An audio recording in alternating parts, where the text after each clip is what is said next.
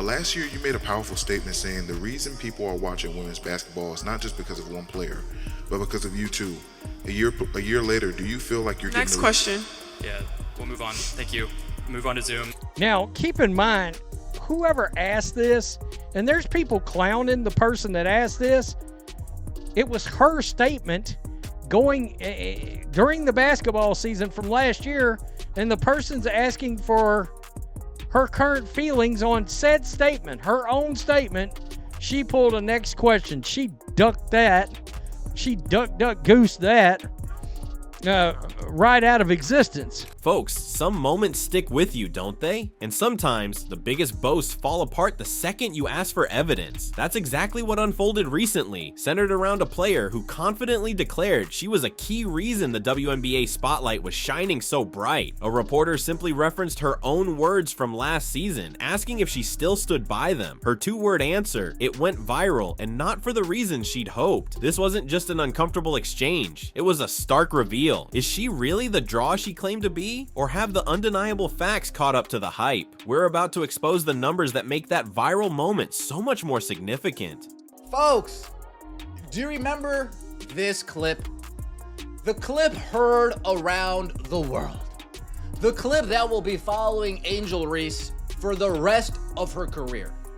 As long as her games don't sell out, as long as her games don't attract a good number of celebrities, as long as her games don't have any type of viewership motion, for lack of better terms, as long as all those three facts remain the same, this clip is going to follow her forever. Not so long ago, fresh off a massive national championship game that shattered viewership records, one player felt emboldened to declare her stake in the sport's surging popularity. Angel Reese, then at LSU, was riding high on the energy of the moment. She looked right into the camera and stated with full conviction that the reason people were watching women's basketball wasn't just about one person, but because of me too. This wasn't just sideline chatter, it was a deliberate positioning. She was planting her flag, claiming co-ownership of the explosive growth, asserting that she was just as responsible for the eyes on the game as her rival Caitlin Clark. It was a powerful assertion, aimed squarely at cementing her place as a force both on and off the court, a claim that set the stage for everything that followed.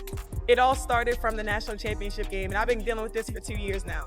And understanding, like, yeah, negative things have probably been said about me, but honestly, I'll take that because look where women's basketball is. People are talking about women's basketball, but you never would think that we'd be talking about women's basketball. People are pulling up to games. We got celebrities coming to games, sold out arenas, like just because of one single game.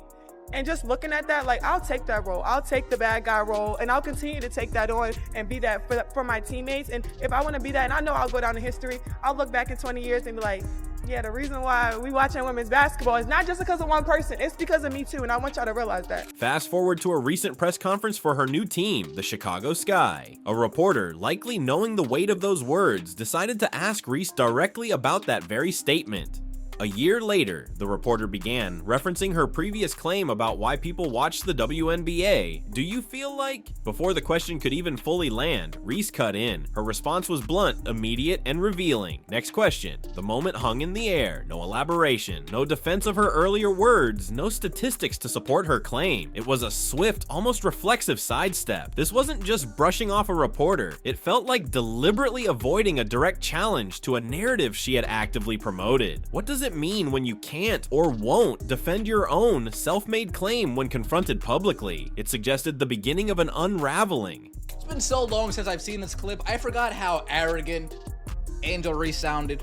I forgot how full of herself Angel Reese sounded. I forgot not only how nasty she sounded, the nasty facial expressions coinciding with her answer. You can see it clear as day. It's written on her face. She's disgusted that she's not getting the credit that she deserves. So Angel Reese was asked about this exact statement, and she decided to duck it. That awkward silence at the press conference points us directly to the cold, hard evidence that makes Reese's past claims so difficult to defend: the numbers. Attendance figures are one of the clearest indicators of drawing power, and here, the picture for Reese is starkly different from the one she painted. Look at her recent games. A highly anticipated preseason homecoming game back at LSU, where she should have been a celebrated champion returning, drew a disappointing 6,000 fans in an arena holding over 13,000. Her own Chicago Sky home preseason game against the Minnesota Lynx pulled in just 4,600 attendees. These aren't the numbers of someone single-handedly driving fans into seats. Compare this with the Indiana Fever, who are consistently playing in sold-out arenas, often forcing them to move contests to much larger NBA arenas just to accommodate the overwhelming demand to see their games. This isn't happening occasionally, it's a consistent pattern. The physical presence of fans in the stands tells a story that words can't seem to change. Sorry, young lady. Nobody knows who you are. Nobody would be watching the WNBA additionally for you. This is all about Caitlin Clark. Caitlin Clark is bringing the money to the game, the planes to the game, the TV viewership. The WNBA is on fire because of Caitlin Clark. She talked about sold out arenas. What arenas are selling out that Caitlin Clark isn't playing in? I need to know. I need to know. But the Las Vegas Aces. No, the Las Vegas Aces sell out their season tickets. Tell me somebody who's selling out every damn place they go that's not named Caitlin Clark.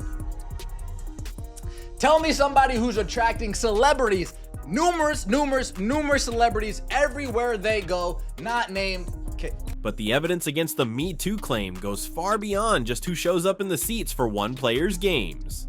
Caitlin Clark's impact is reshaping the league on multiple financial fronts. Consider jersey sales. Clark's quickly became the second highest selling jersey in all of basketball in 2024, trailing only Steph Curry and outselling established NBA superstars like LeBron James. She's on pace to rank second all-time in WNBA jersey sales during just her sophomore year. Reese isn't even in the top 10. Then there are ticket prices. Preseason games featuring Clark averaged over $600 a ticket, an unheard of figure for exhibition games at any level, NBA or WNBA. It shattered previous records. Viewership is equally lopsided. Millions are tuning in for Clark's games, including over 1 million for her recent college homecoming as a pro. These aren't just impressive figures, they are fundamentally changing the league's economic reality, pointing to one clear engine of growth. Her statements from last year, that's from a circus. That was a clown show statement to have made about watching for us and blah, blah, blah, blah, blah. We're going to find out very quickly who amongst the Chicago Sky fans are really and truly basketball fans, or are they Angel Reese, the content creator fans?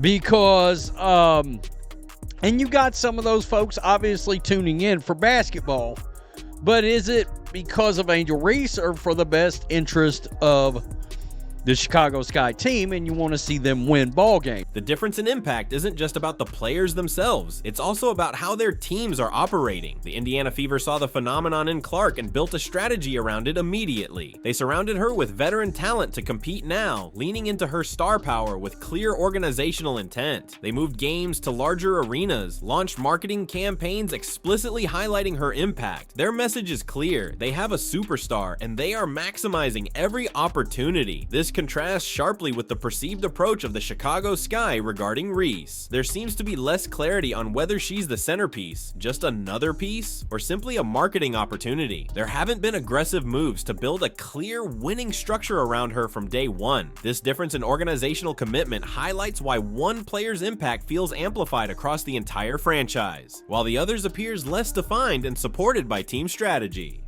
Angel Reese's mom taking to X to tweet this after all of the hullabaloo about Caitlin Clark and the high ratings. She says, that certain fan base looking in the stands celebrating attendance, while others are looking up in the rafters celebrating championship banners. We ain't the same. Different year, same haters. Have a great day. Well, all right. It is a different year, and it is the same haters, but I think you're calling yourself out, Mama Reese. You know someone is the true driver when external forces who follow money and viewership react accordingly. The WNBA is heavily featuring Caitlin Clark in its marketing campaigns. Television networks are scheduling the Indiana Fever for an astonishing 41 out of 44 games nationally televised this season, more national coverage than teams like the Los Angeles Lakers receive. This level of exposure isn't a coincidence. It's a direct response to who is bringing in the eyeballs. Money follows viewers, and the broadcast schedule makes it crystal clear where the viewers are going. This external validation, driven by the cold realities of the market, provides powerful evidence. While this is happening, you see reactions from the other side, like public social media posts emphasizing championships over attendance, which many interpreted as a defensive stance against the undeniable attendance figures driven by Clark. It feels like pushing back against facts that are becoming increasingly hard to ignore.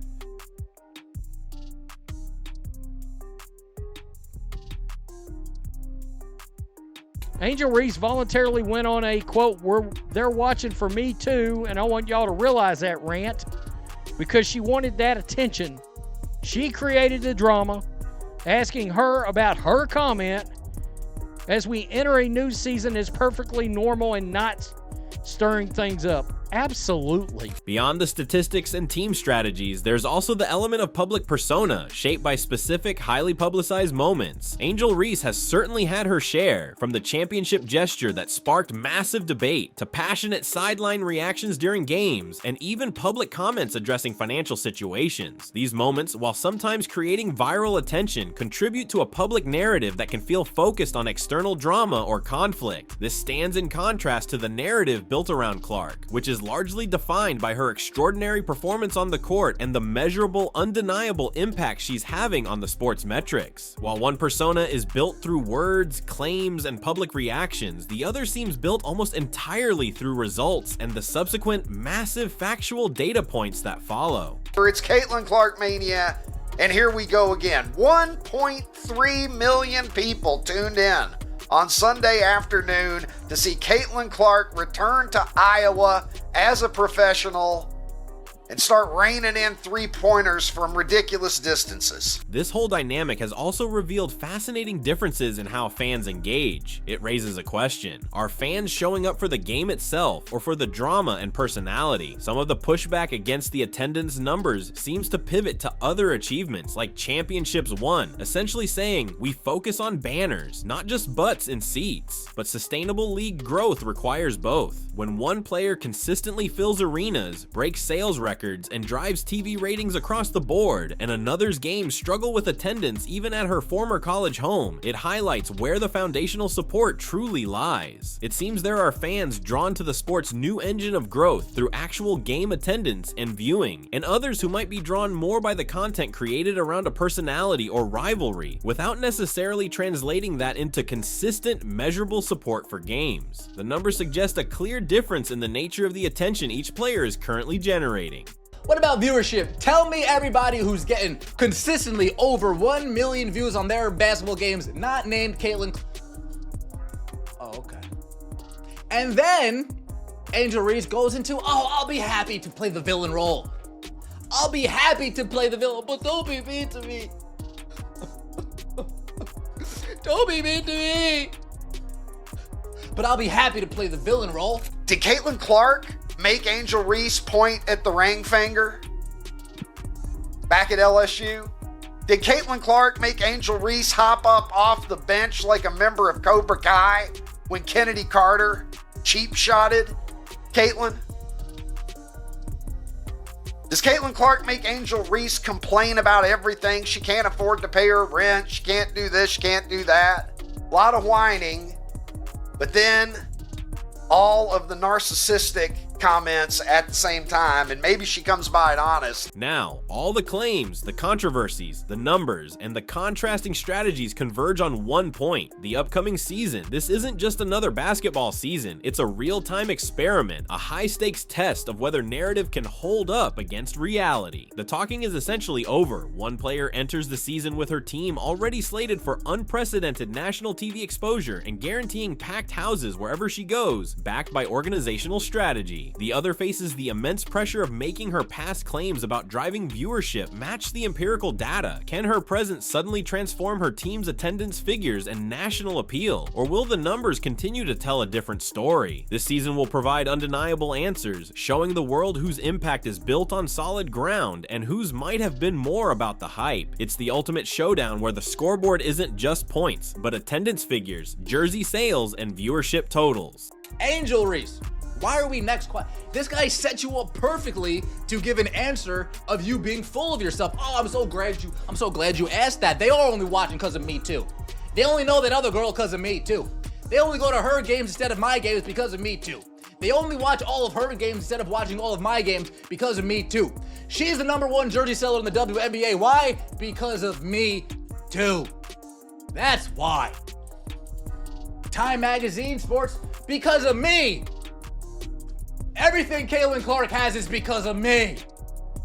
Angel, you could have done that. Ultimately, what this contrast highlights is a fundamental difference in approach to navigating the spotlight. One player seems comfortable embracing a public image that courts controversy, leans into rivalries, and uses bold statements to carve out attention. It generates buzz, absolutely. The other player, while generating significant attention, does so primarily through her on-court performance and the sheer force of the historical numbers she's producing. She lets the record books and ticket sales do the talking. Both approaches create noise, but the data makes it clear which one is currently translating into the tangible financial growth of the league. It suggests that while hype can grab headlines, consistent, undeniable results are what truly move the needle when it comes to attendance, sales, and viewership. The proof, as they say, is in the numbers, and right now, the numbers are telling one story very loudly and another quite softly.